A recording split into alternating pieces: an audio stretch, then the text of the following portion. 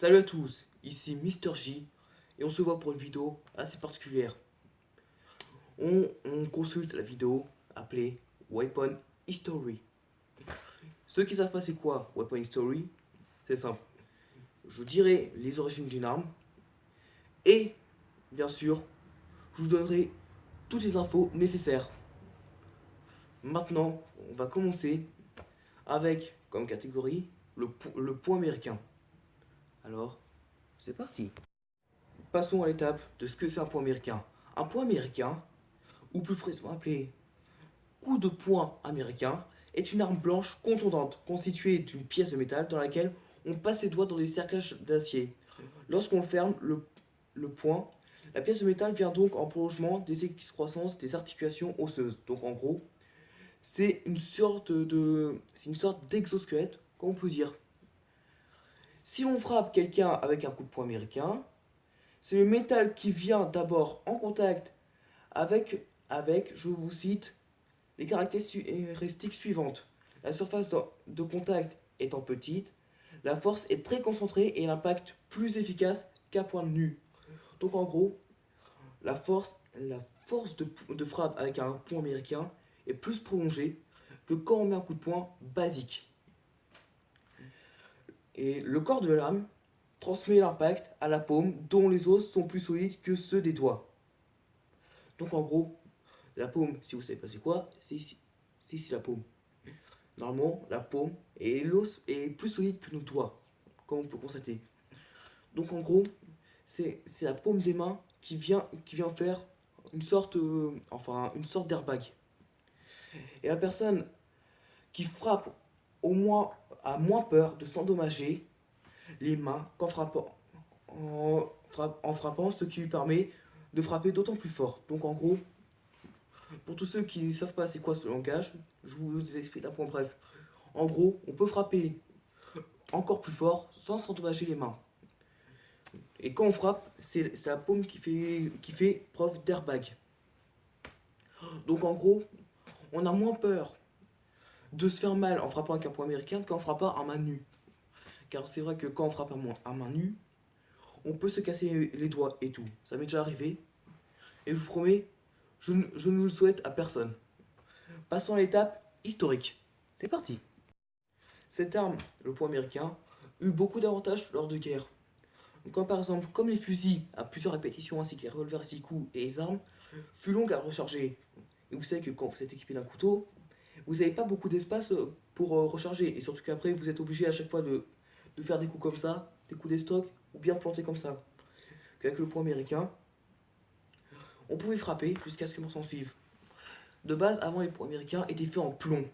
Mais ces modèles ont dû très vite être abandonnés à cause de leur toxicité du plomb, qui a par un simple contact prolongé avec la peau, et la transpiration suffit à induire une intoxication grave. Le saturnisme, de plus, même additionné d'agents durcisseurs. Le poing américain eut une très grande place dans l'histoire. Il a beaucoup servi lors de guerres, sorte que normalement, comme vous pouvez savoir, lors de la première création des armes à feu, on peut voir que les armes à répétition et tout mettaient du temps à se recharger. Et vous savez que dans les tranchées, hein, il peut toujours y avoir un ennemi qui surgit, comme la guerre de sécession ou la première guerre mondiale. C'est pour ça que ça donnait un avantage. Contrairement à son arme redondante, mais aussi considérée comme arme blanche, le couteau, le poing américain avait un autre avantage, car on avait les doigts libres et on pouvait recharger tout en tuant son ennemi, sans faire de coups sans faire de coups qui sont supérieurs à 45 degrés. Quand par exemple, vous pouvez mettre des patates de forain, comme vous pouvez. Cette arme-là a eu beaucoup d'avantages. Les modèles de base furent faits en plomb. Et comme vous savez, le plomb est un métal très toxique. Très vite, ces armes-là ont dû être remplacées. Car, comme vous pouviez voir avec le contact de la peau et la transpiration, cela a donné une dose très importante de toxicité, dont le saturnisme.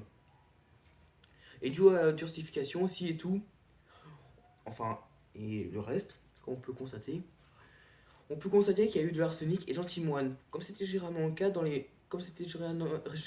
cas pour les munitions. Il reste un métal mou qui peut se déformer très facilement. Donc, le poids américain en plomb fut remplacé par l'acier, qui a du coup, qui fut plus robuste.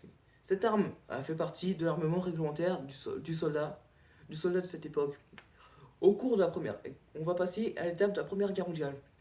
Au cours de la Première Guerre mondiale, les nettoyeurs de tranchées de chaque camp étaient équipés d'armes de corps à corps.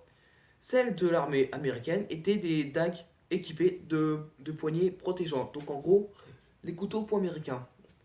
Sur ça, on va en reparler après. Et ce qui permettait de frapper du poing à la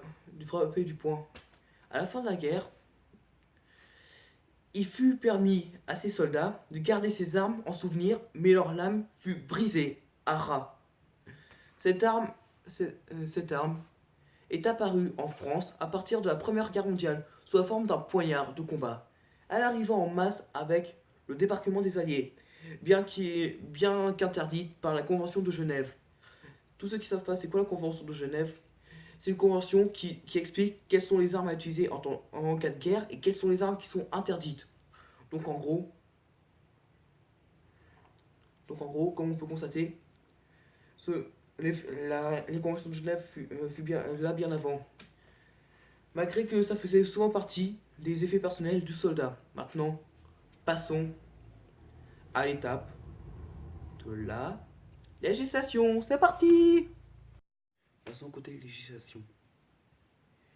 Au Canada, en Belgique et en Suisse, le coup de poing américain est classé comme arme prohibée. Donc interdit, normalement. En France, le coup de poing américain était classé comme arme blanche de 6ème catégorie et vendu librement aux personnes majeures. Comme toutes les armes 6ème catégorie, son port est interdit et son transport n'était autorisé qu'avec un motif légitime. Donc en gros, les mairies ou le commissariat de police. Mais depuis l'apparition du décret de 2013, dès le 30 juillet, établissons une nouvelle classification des armes en 4 catégories A, B, C et D. Le coup de poing américain entre dans les armes de catégorie D. Et les conditions de port et de transport n'ont donc pas changé.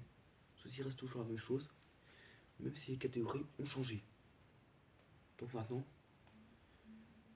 si vous voulez que je vous donne une catégorie B, c'est tout ce qui est arme à feu. Mais bon, d'aller n'est pas le sujet. À part ça, malheureusement, cette vidéo là touche à sa fin. Donc n'hésitez pas à vous abonner, partagez ma vidéo et mettez plein de pouces bleus. C'est ce qui fait plaisir à la famille. Alors sur ça, on se dit adieu sur cette petite vidéo.